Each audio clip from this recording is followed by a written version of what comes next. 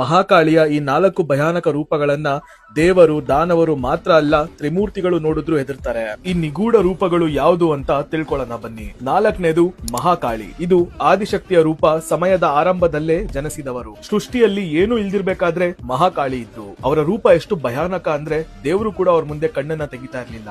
ಅವರ 10 ತಲೆಗಳಿಂದ 10 ದಿಕ್ಕನ್ನು ಕಂಟ್ರೋಲ್ ಅಲ್ಲಿ ಇಟ್ಕೊಂಡಿರ್ತಾರೆ.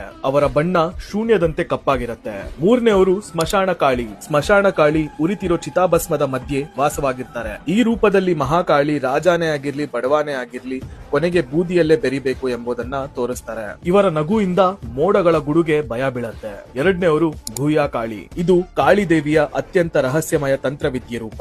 ಈ ಕಾಳಿ ತನ್ನ ಭಕ್ತರನ್ನ ಅತ್ಯಂತ ಕಠಿಣವಾಗಿ ಪರೀಕ್ಷಿಸುತ್ತಾರೆ. ಇವರ ರೂಪ ಎಷ್ಟು ಉಗ್ರವಾಗಿರುತ್ತೆ ಅಂದ್ರೆ ಸಾಮಾನ್ಯ ಮನುಷ್ಯರು ಅದನ್ನ ಕಲ್ಪನೆನೂ ಮಾಡ್ಕೊಳಕ್ಕಾಗಲ್ಲ. 1ನೇವರು ಭದ್ರಕಾಳಿ. ರಾಜ ದಕ್ಷನ ಅವಮಾನದಿಂದ ಮಾತಾ ಸತಿ ಬೆಂಕಿಗೆ ಆಹುತಿಯಾದಾಗ ಕೋಪಗೊಂಡ ಶಿವನ ಜಟೆಯಿಂದ ಭದ್ರಕಾಳಿ ಜನಿಸ್ತಾರೆ. ಅವರು ನೋಡ್ತಾ ಇದ್ದಂಗೆ ಇಡೀ ಬ್ರಹ್ಮಾಂಡದಲ್ಲೇ ಅವರ ಕೋಲಾಹಲವನ್ನ ಸೃಷ್ಟಿ ಮಾಡ್ತಾರೆ.